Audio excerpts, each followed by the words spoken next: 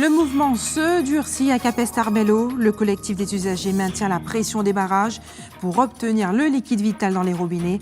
Retour sur cette folle journée de mobilisation dans cette édition. Et l'actualité sociale continue à être intense. Plusieurs conflits n'ont toujours pas trouvé d'issue. Pôle emploi, la sécurité sociale. Karen Diamin fera le point sur ces mouvements de grève, quelque peu endormis, mais qui perturbent le fonctionnement social. Longtemps écartées des postes d'IDOM, les femmes occupent de plus en plus des métiers masculins. Portrait croisé de 2 jeunes femmes antillaises qui ont décidé de prendre de l'altitude en s'engageant dans l'armée de l'air. Bonsoir et bienvenue sur ATV Guadeloupe et nous ouvrons cette édition avec la nouvelle mobilisation du collectif des usagers de l'eau de Capesterre-Belle-Eau. Déterminés à obtenir gain de cause, ils ont érigé un barrage filtrant au niveau de l'île Pérou, bloquant ainsi l'accès du Sud-Basse-Terre dans les deux sens toute la journée. Le point avec Nathalie Dinan, Patrick Curie et Moïse Dexter. La tension est montée d'un cran à Capesterre-Belle-Eau ce matin. Dès 5 heures, impossible d'atteindre Pointe-à-Pitre ou Basse-Terre en passant par le pont de l'île Pérou. Les solutions immédiates proposées au collectif sont loin d'être satisfaisantes et la situation sanitaire devient critique. La situation devient de plus en plus difficile. Ça veut dire que des secteurs qui étaient jusque-là approvisionnés ne le sont plus. Nos établissements scolaires commencent à fermer. L'hôpital local de Capesterre-Belle-Eau commence à avoir des difficultés. Donc la situation devient de plus en plus critique. Et nous avons eu des promesses qui n'ont pas été tenues. Donc là, nous sommes mobilisés et nous attendions que ces promesses soient respectées. C'est un problème de sanitaire aujourd'hui, un problème d'hygiène et un problème de souffrance. Ce n'est pas normal que pratiquement toute la municipalité, toute la commune de Capesterre-Belle-Eau est privée d'eau. Il y a un problème à la CSBT avec le personnel qui s'occupe de la distribution de l'eau. Eh bien, la présidente de la CSBT doit prendre sa responsabilité pour pouvoir résoudre ce problème-là. Le collectif des usagers de l'eau a accepté le rendez-vous fixé à Basse-Terre avec la présidente de la communauté d'agglomération du Grand Sud Caraïbes, Lucette Michaud-Chevry. Des agents grévistes seront présents et les élus communautaires également. Nous voulons avoir l'adhésion de tous pour pouvoir régler ce conflit. C'est justement parce qu'il y a des distensions entre certaines personnes qui font que nous n'arrivons pas à nous en sortir. Donc, le problème que nous soulevons aujourd'hui, c'est un problème guadeloupéen. Donc pas question que nos compatriotes, qu'ils soient de Baïf ou qu'ils soient d'autres communes, pas question que nous ne travaillions pas ensemble. La population capestérienne manifeste en majorité son soutien au collectif. Après 20 jours de mobilisation, ils maintiennent le cap, les élus capestériens à leur côté. Je serai à côté d'eux pour que je puisse défendre le problème et surtout demander à la présidente de la CSBT de prendre ses responsabilités. Et je me ferai entendre pour qu'on puisse trouver une solution. Maintenant, ça suffit. Le problème de l'eau, ça suffit à Capesterre-Belle-Eau. On ne peut plus continuer dans une situation telle qu'elle est aujourd'hui. Pour les personnes âgées, pour les entreprises, pour l'hôpital rural de Capesterre-Belle-Eau, pour la cantine scolaire, pour aujourd'hui les parents qui ne peuvent pas donner à manger à leurs enfants. Espérons une issue favorable à la sortie de cette réunion de la dernière chance. Sinon, le barrage sera reconduit. Et à Baïf, les barrages ont été levés par la gendarmerie aujourd'hui. Dans le même temps, Lucette Michaud-Chevry recevait une délégation représentant les riverains de la commune. La présidente de la communauté d'agglomération du Sud-Basse-Terre a assuré que l'eau distribuée peut être consommée sans restriction, ce malgré son aspect parfois boueux constaté par certains usagers. Et l'actualité sociale de la Guadeloupe continue à être intense. 2 mobilisations, celle de Pôle emploi et de la sécurité sociale, qui ont débuté il y a déjà quelques semaines, n'ont toujours pas trouvé leur dénouement. Le point sur ces grèves endormies avec Karen Diamin. 4e semaine de mobilisation pour les agents de Pôle emploi. En grève depuis le 18 octobre dernier, ils avaient établi un cahier de 47 revendications. Après plusieurs rencontres avec la direction, il semble que les choses évoluent petit à petit. Les négociations qui ont avancé à Padakatine, c'est là, vraiment petit, doucement. Et ça qui est important à savoir les négociations là, nous avons 3 agences qui bloquées, 3 agences bloquées pour ne pas accéder. Bon, les autres, ça a monté au fur et à mesure. Mais il faut savoir que nous toujours qu'à négocier. Là, les négociations prennent des pieds à niveau à Pôle emploi, à Antiopole, les directeurs là qui habitent. Mais pour un blocage là, c'était pour des gens qui, j'ai 2 ans qu'ils travaillent, Et le directeur a dit nous qu'il est obligé de reprendre en CDD parce que. Pour les agents de la Caisse générale de sécurité sociale, mobilisés pour leur part depuis le 4 novembre dernier pour dénoncer des conditions de travail exécrables, la négociation semble au point mort. Nous, les premiers points là, ça veut dire que concernant justement un accord que nous avons demandé de mettre en place pour prévenir et éliminer toute situation de souffrance que nous connaissons ici. Parce que pas mal de collègues qui vivent en coin ont mal-être, des pressions, un harcèlement, si vous pas moun à moun. Si par exemple, peut-être vous pas appelé encore, si vous pas une façon de casser taillot, vous pouvez sanctionner. Et tout le monde après, c'est pour combattre. Si vous pas moun à moun ou pas dedans. De mobilisations tendues qui auront poussé les représentants syndicaux à mutualiser leurs moyens pour tenter de faire avancer les choses. Nous sommes seule famille, c'est la sainte famille. Et à partir du moment qu'on a effectivement une profitation qu'a faite dans quelle que soit la structure là, parce que là, nous représentons devant la sécurité sociale, on est pour l'emploi, on est d'autres encore qui effectivement dans la même configuration là, que les gens peuvent comprendre que l'objectif en nous, particulièrement dans le pays là, c'est de permettre à ce que le travail trouver le mieux possible dans l'activité et permettre que les conditions réunies. Là, on peut imaginer que on va rendre compte dans les communes aussi, on a des problèmes d'hygiène et sécurité, il y aura un bâtiment flambant neuf, que j'ai des problèmes de santé en disant, nous avons dit qu'on ne peut pas laisser des débats. C'est pour ça qu'on va inviter M. Yakou avec l'ensemble des gens qui sont responsables dans ces structures-là. Ça revient à comptable, régler le problème rapidement parce que nous avons bien rappelé que nous connaissons les ronds-points, nous connaissons comment fonctionner, nous avons des dos nous là. Il suffit que nous fassions des pas dans le niveau Azabi, mais pas s'utiliser. Et c'est pour ça qu'on va dire que nous avons manœuvre pendant trop tard pour que ça puisse régler les bidons fois pour fois. À ce jour, 3 agences Pôle emploi sont fermées et devraient le rester. Du côté de la CGSS, les bâtiments 3, 4 et 5 de Providence, eux aussi devraient rester fermés tant qu'une solution n'aura pas été trouvée. Et les agents des impôts étaient en grève également aujourd'hui, une journée de mobilisation pour répondre à l'appel national lancé par les syndicats afin de protester contre les suppressions de postes décidées par le ministère de l'économie. Chez nous, c'était l'occasion pour ces derniers d'évoquer les difficultés locales. On écoute le représentant syndical de Solidaires Finances Publiques, interrogé par Patrick Curie face à la caméra de Moïse Dexter.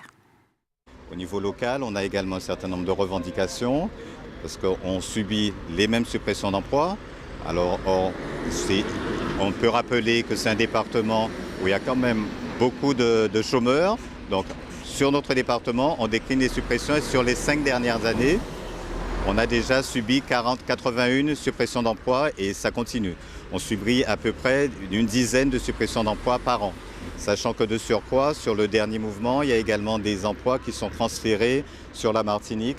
Donc c'est autant de chances pour les gens qui sont, les Guadeloupéens qui sont en métropole en moins pour revenir ici. Et c'est autant d'emplois qui sont proposés en moins également à nos jeunes sur le département. Et on se bat aussi pour maintenir ces emplois-là. Parce que comme vous le savez sans doute, c'est excessivement difficile quand il y a une sortie de rôle ou que c'est le moment de déposer des déclarations des revenus.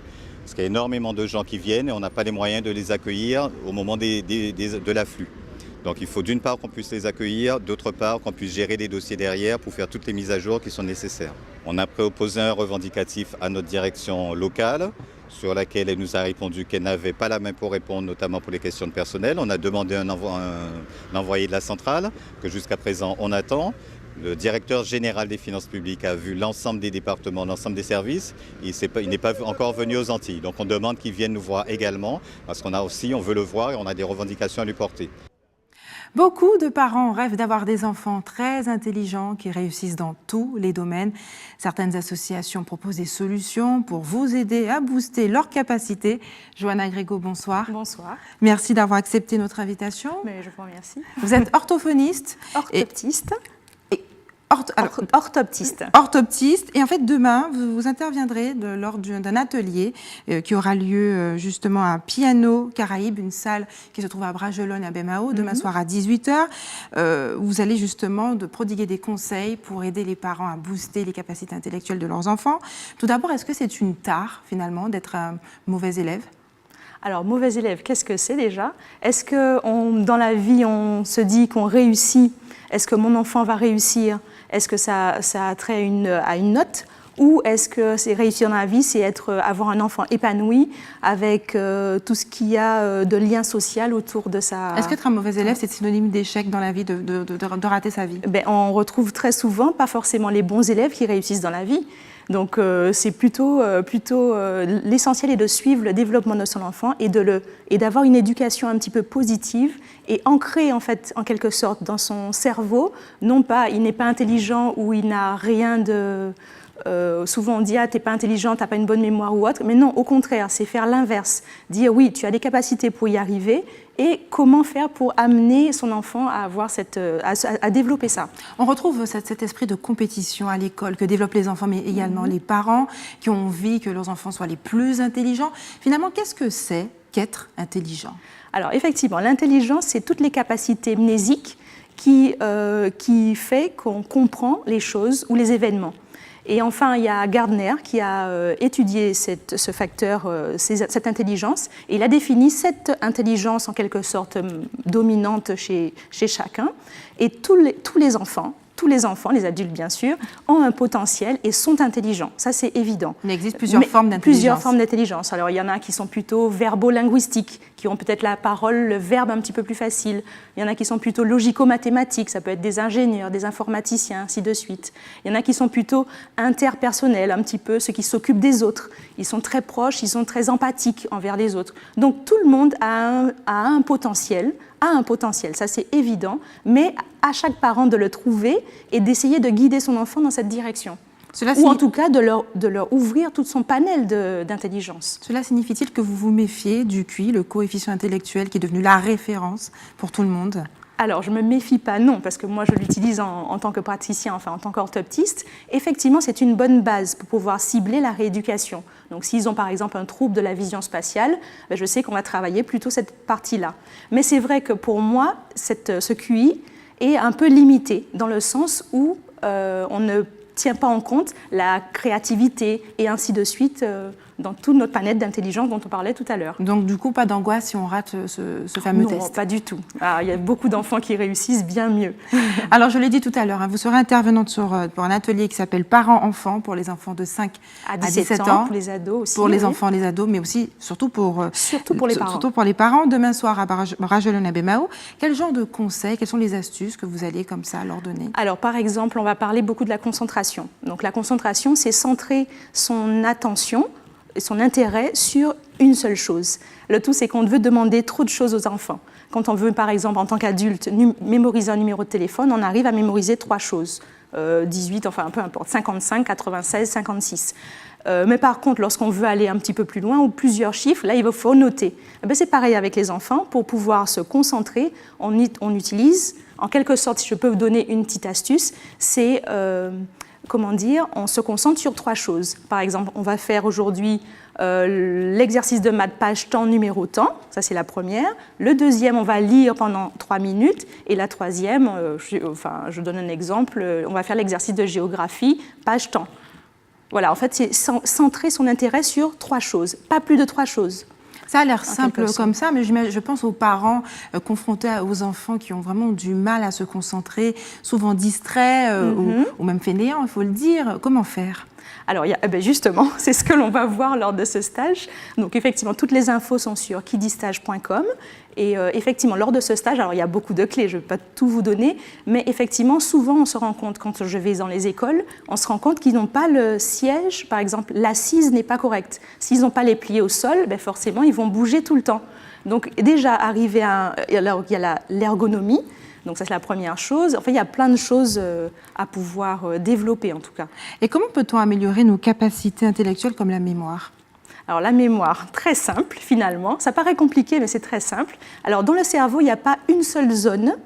Il n'y a pas une seule zone de mémoire. C'est-à-dire que la mémoire est dans toute la partie cérébrale. Et on capte les infos à partir de ce que l'on connaît déjà. Donc on arrive à mémoriser si on arrive à associer avec quelque chose que l'on connaît. Et pour pouvoir arriver justement dans ce qu'on appelle la mémoire à long terme, il faut arriver à répéter ces fiches, si on peut dire comme pour quelqu'un qui va passer le bac.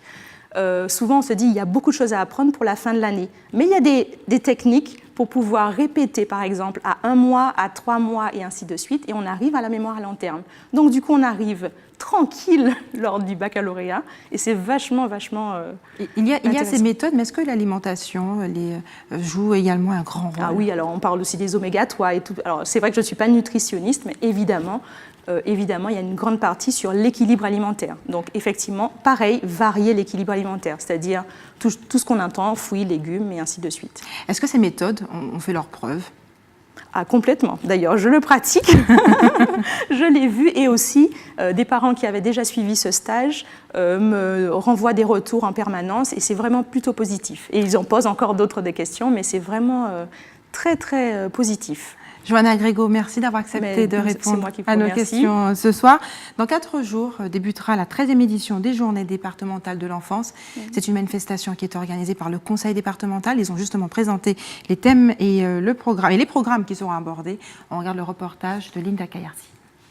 Analyser le lien parent-enfant et sa fragilité, leur offrir le meilleur accompagnement, tels sont les objectifs des Journées départementales de l'enfance. Nous avons, avec des associations qui travaillent sur le territoire, un certain nombre d'actions pour permettre aux enfants, premièrement, qui sont placés dans des maisons à caractère social, d'avoir des activités d'animation. Mais surtout, ce que nous voulons, c'est que cette continuité d'enfants placés, parce que vous savez que quand un enfant est placé, c'est quand même assez difficile pour l'enfant. Ce que nous souhaitons au Conseil départemental et ce que nous voudrions véritablement, c'est que cette coupure n'existe pas. L'occasion pour les acteurs sociaux, mais aussi le département, de mettre l'enfant au cœur des préoccupations, d'où le thème « L'enfant fruit » d'une construction, reflet d'une harmonie. Montrer comment il est important de construire un enfant, mais surtout aussi en même temps que cette harmonie dure depuis la construction jusqu'à la fin de la vie. Mais ce que nous souhaitons aussi, et là où nous voulons vraiment aller, c'est que quand nous avons placé cet enfant, que nous nous assurons que cet enfant vit dans des conditions normales et que cet enfant n'est pas un enfant déshérité ou un enfant qui est perdu ou un enfant qui ne connaît pas de l'amour. Les 13e journées départementales de l'enfance se tiendront du 18 au 20 novembre. Reste avec nous, dans quelques minutes nous verrons si vous êtes prêts à payer plus pour préserver l'environnement. Et puis immersion dans le monde merveilleux du conte en Guyane, où s'est ouvert le festival Lire et Dire. C'est l'un des principaux enjeux environnementaux de notre siècle, le recyclage des déchets. Ce mardi 15 novembre était la journée mondiale qui lui était dédiée. Il s'agissait de promouvoir la consommation de produits fabriqués à partir de matériaux recyclés. Chez nous, en Guadeloupe, l'unique usine de traitement spécialisée dans le domaine est encore sous-exploitée. Quels sacrifices sommes-nous prêts à faire pour préserver notre environnement? Quelques éléments de réponse avec Isabelle Hamou. Alors que le plastique est un matériau qui se développe fortement, il reste celui qui se recycle le moins. Aux États-Unis, une campagne écologique est lancée pour promouvoir la production d'emballages et sachets recyclables. Ici, les avis sont plutôt favorables. Je suis à fond pour le papier recyclable et je suis une adepte du minimalisme. Donc tout cela, zéro déchet, tout cela, ça va de pair. Je pense que c'est une bonne chose. Il faudra peut-être investir au plus. Ça pourra limiter la pollution si on recycle les chasser. Un potentiel que l'on devrait atteindre en Guadeloupe grâce au tri sélectif. Cependant, le tri des déchets n'est pas devenu une habitude pour tout le monde et les décharges sauvages continuent de prospérer. Pourtant, la possibilité de récupérer et de recycler les cartons et emballages usés économise les ressources. Et les métiers de l'environnement, c'est un secteur d'avenir. Illustration dans une entreprise privée du Saint-Esprit qui fabrique des outils pour la plantation hors sol. Le reportage est signé Guy-Raphaël René d'ATV Martinique. Goyavier, citronnelle, atumo. Maîtriser le nom des plantes de chez nous, réaliser une plantation hors sol avec des matériaux de récupération, voilà les grandes lignes du programme que ces jeunes ont suivi pendant 2 jours. J'ai voulu découvrir les bases de la plante par rapport à tout ça, l'agriculture, et connaître un peu le pays un peu plus. Tu poses, tu mets en position et tu démarres. Dans cet atelier, on apprend à fabriquer soi-même les jardinières qui serviront à planter des fleurs. Une activité enrichissante pour Ruth qui découvre le travail du bois. J'adore, c'est super. En gros, en fait, je dis que c'est la grâce de Dieu qui m'a mise là parce que chaque fois que J'allais dans des entretiens, je tombais malade. Donc c'est vraiment la grâce de Dieu et je dirais que Dieu est grand. Voilà. Ici, c'est l'aspect commercialisation des produits qui est abordé. Il faut savoir maîtriser la communication avec les clients. Alors bonjour Mélanie. Oui, je m'appelle Steven Miguel. Oui, j'appelle pour votre table, elle est prête. Des ateliers qui ont permis à ces jeunes demandeurs d'emploi de se faire une idée des nouveaux métiers que sont le jardinier urbain et l'écotechnicien. L'écotechnicien, son but principal, c'est d'arriver à fabriquer tout mobilier intérieur ou extérieur, mais en matériaux recyclés. Le dada du jardinier urbain, c'est de pouvoir cultiver sans terre. C'est de pouvoir, quel que soit l'espace ou le lieu où il est, arriver à recréer du sol via la matière organique qu'il peut retrouver dans notre île. Durant 6 semaines, les jeunes découvriront d'autres métiers grâce au dispositif Garantie Jeunes, dont l'objectif final est leur réinsertion professionnelle. À l'issue de ces 6 semaines, les jeunes vont en immersion pour pouvoir confirmer leur projet professionnel ou pas. Donc ça peut être aussi une immersion dans le cadre d'un essai préalable à l'embauche. Donc c'est vrai que pendant une année, ces jeunes-là devront multiplier les immersions en entreprise de façon à acquérir un maximum d'expérience. Après 2 jours dans cet atelier, un débriefing est prévu demain pour faire le point sur les acquis. La semaine prochaine, le groupe sera amené à découvrir les différents métiers exercés sur le port du Marin. Et la journée d'hier était consacrée à la lutte contre le diabète, l'occasion pour nous de faire le point sur cette maladie qui touche 8% de la population guadeloupéenne. Docteur, que je prononce bien votre nom, Fritzline Velayoudon Cefiz, bonsoir. Bonsoir Barbara, bonsoir à tous ceux qui nous regardent. Merci d'avoir accepté notre invitation ce soir. Vous êtes la présidente de l'association AKD ZIC et ZIC. Vous êtes aussi diabétologue. Expliquez-nous, il y a un chiffre qui caractérise cette maladie en Guadeloupe, c'est sa prévalence 2 fois plus élevée que dans l'Hexagone. Comment on l'explique? Est-ce que les Guadeloupéens sont davantage victimes de la malbouffe ou sont-ils prédisposés? Alors, c'est vrai que la fréquence du diabète en Guadeloupe est 2 fois supérieure à celle de la France, puisque vous avez rappelé le chiffre de 8%. Et c'est vrai que ce chiffre qui tient compte uniquement des cas de diabète déclarés à la sécurité sociale ne tient pas compte des cas de diabète non déclarés, qui sont traités par régime diététique seul. Et il ne tient pas compte non plus des personnes diabétiques, mais qui ne savent pas qu'elles sont diabétiques. Et donc ce chiffre, il est probablement sous-estimé et plutôt proche de 10%. Ce qui est alarmant. Voilà, ce qui est alarmant. Et comme vous disiez aussi, en France, le chiffre de la fréquence, le chiffre de la prévalence du diabète est de 5%, donc 2 fois plus important en Guadeloupe. Alors les facteurs qui expliquent ces chiffres très élevés du diabète en Guadeloupe sont multiples. Il n'y a pas que la malbouffe, c'est ce qu'on appelle les facteurs de l'environnement. Alors l'environnement, c'est pas le climat, c'est pas ce qu'on a autour de nous, la nature, c'est notre environnement au quotidien. Donc ce qu'on va avoir dans l'assiette, notre alimentation, donc son aspect en qualité, qu'est-ce qu'il y a dedans, la quantité également. Il y a aussi les heures des repas, puisqu'on a des heures de repas qui sont complètement déstructurées avec le mode de vie actuel. Donc il y a l'alimentation, mais il y a aussi l'activité physique, puisqu'on est de plus en plus sédentaire. On va moins bouger, on va utiliser beaucoup sa voiture, même pour faire quelques mètres. On va moins marcher, on va moins faire bouger les muscles. Et on a aussi des facteurs, on va dire, génétiques. Donc les facteurs génétiques, pour expliquer ce que c'est, la génétique, c'est quelque chose qu'on va transmettre. Donc le gène, on le transmet de parents à l'enfant. Et si vous avez ce qu'on appelle des polymorphismes génétiques, on peut avoir des polymorphismes génétiques, je vais aussi expliquer ce que c'est, de certaines petites protéines qui vont être impliquées pour réguler le sucre. Et chez la population Guadeloupe, on peut avoir des polymorphismes génétiques différents d'autres populations et qui expliquent pourquoi on a plus de diabète. Alors très rapidement, qu'est-ce que c'est qu'un polymorphisme génétique ? On va prendre l'exemple que j'aime beaucoup prendre parce que c'est une image. Quand vous avez les enfants qui emboîtent des cubes de toutes les couleurs, vous savez ces petits cubes qu'on emboîte, vous avez des séquences, par exemple la séquence bleu, rouge, jaune. Donc la séquence bleu, rouge, jaune va permettre de fabriquer une protéine qui va être impliqué dans la régulation de notre taux de sucre. Et vous avez comme ça, chez quelqu'un, une séquence qui va varier et qui sera bleu, rouge et orange, ou bleu, rouge et violette. Donc ça va modifier la protéine, et la protéine en fait sera différente, et va moins bien faire son action. Et donc ces petits polymorphismes génétiques vont expliquer pourquoi dans certaines populations on a plus de diabète, et comment on a des cas de famille de diabète, et pourquoi dans d'autres populations on n'a pas ces cas si importants. Peut-on arrêter, j'ai envie de dire, cette malédiction ? C'est possible ? Alors, c'est vraiment de la responsabilité de tout un chacun.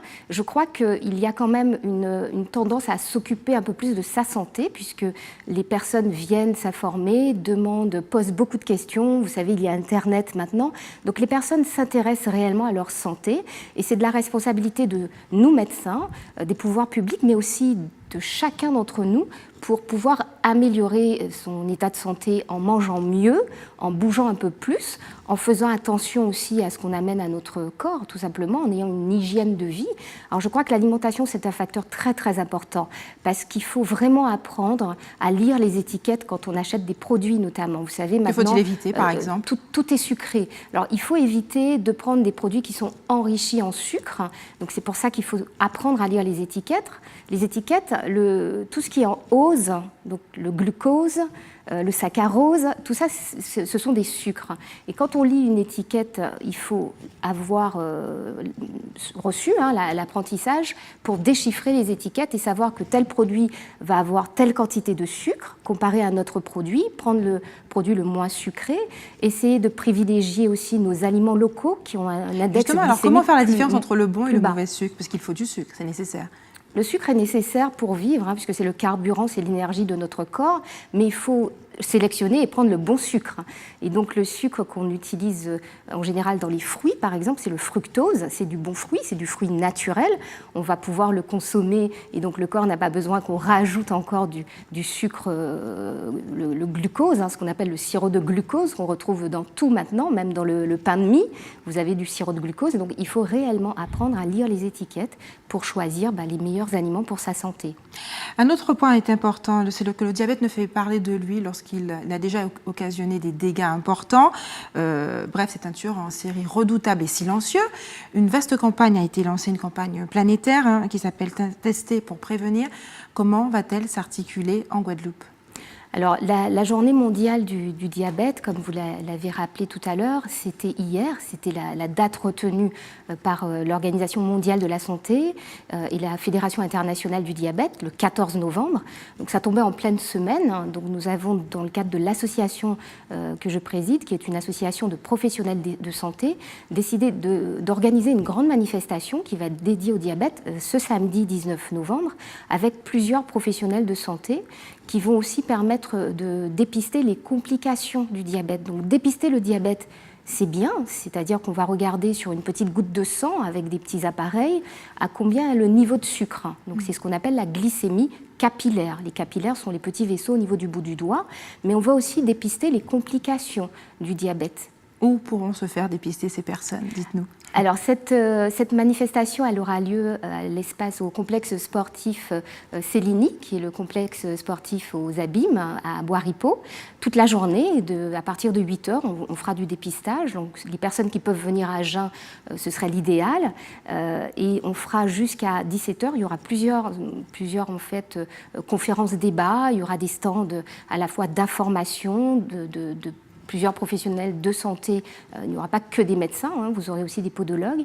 Nous aurons des partenaires qui seront présents aussi pour parler du matériel. Et donc les personnes qui veulent avoir des informations, l'entrée est libre et gratuite, pourront venir et sont les bienvenus toute la journée, le matin et l'après-midi. Il y aura un coin repas où nous avons élaboré des menus avec des diététiciennes et pour un prix abordable, les personnes pourront se restaurer sur place. Et nous avons aussi prévu cette année un petit coin pour les enfants. Ça sera un petit coin dédié avec des activités ludiques. Donc ils vont pouvoir élaborer le petit déjeuner puisque nos enfants prennent souvent peu de temps pour manger ou mangent mal, mangent vite. Donc on va essayer de revoir un peu ça avec eux. Ils vont se faire maquiller. Enfin, il y aura une activité dédiée spécialement pour les enfants. Et donc venez avec vos enfants, vous nous les confierez et vous pourrez ainsi assister aux conférences débats et prendre soin de votre santé sans vous inquiéter de vos enfants. Merci d'avoir accepté de répondre à nos questions ce soir. C'est moi qui vous remercie de votre invitation. Vous êtes une parfaite illustration de la transition pour le sujet qui vient. Il y a une époque où les femmes restaient à la maison. Aujourd'hui, ce n'est plus le cas. Elles sont même de plus en plus nombreuses à embrasser des carrières militaires. Et c'est le cas de 2 jeunes femmes antillaises. Elles s'apprêtent à intégrer l'armée de l'air.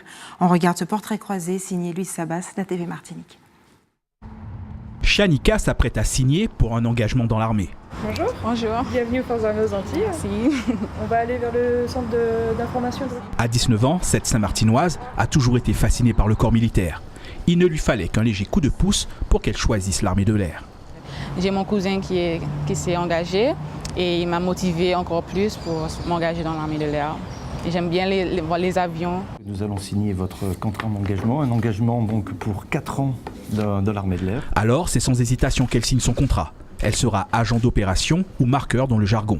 Elle participera à la protection de l'espace aérien français, à la préparation et à la sécurité des vols et devra utiliser les moyens de transmission, entre autres. Mais avant de décrocher ce poste, elle a passé des tests ardus. J'étais avec 5 ou 4 autres gens. Il y avait des tests sportifs, il y avait les tests de psychotechnique et tests anglais. Et comme je suis forte en anglais, j'habite à Saint-Martin, donc j'étais la plus forte en anglais, qui a aidé ma sélection dans la jeune opération parce qu'il va falloir parler l'anglais bien. Donc ça m'a aidé beaucoup. Et les tests sportifs, c'était dur. C'était dur, mais j'ai réussi. Comme elle, une Martiniquaise signe aussi son contrat d'engagement. Aux Antilles, il ne sont que quelques dizaines de jeunes à s'enrôler dans l'armée de l'air chaque année, dont peu de filles. J'ai des jeunes qui sont passionnés d'aéronautique, parce que je reçois de nombreux jeunes qui postulent pour pilote.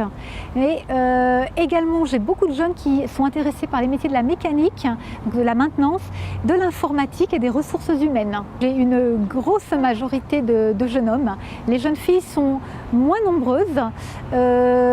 Pour quelles raisons ? Je pense peut-être qu'elles ont un petit peu peur du côté rustique de l'armée, peut-être. Désormais militaires de l'armée de l'air, les engagés s'envoleront dès ce soir pour l'Hexagone. Elles y suivront une solide formation militaire avant d'être affectées sur leur base pour 4 ans renouvelables. Et le monde merveilleux du conte est à l'honneur en Guyane. Le festival Lire et Dire accueille des narrateurs venus du monde entier. On regarde le reportage d'Ayodélie Germa d'ATV Guyane. Il était une fois une famille de voyageurs, une petite famille de voyageurs. Il y avait le père, la mère et un enfant.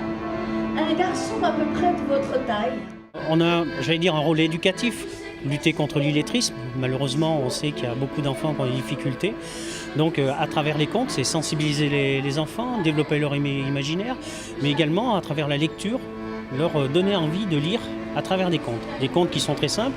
On va même jusqu'à la création de contes par les enfants. Les enfants vont créer leurs propres contes, ils vont les mettre en images et nous, on fait des petits fascicules qui sont après diffusés. C'est lire et dire, c'est-à-dire à travers le conte, sensibiliser les gens, c'est le côté culturel, mais également le côté éducatif dans les maisons de quartier, dans les écoles, avec des points forts dans les maisons de quartier. Bon, on aura Bonhomme à l'avenir et autres. Et également, on a des points forts, par exemple, mercredi, avec les contes amérindiens, avec amérindiens donc, qui viennent du Québec, amérindiens également de Guyane, des Guyanais.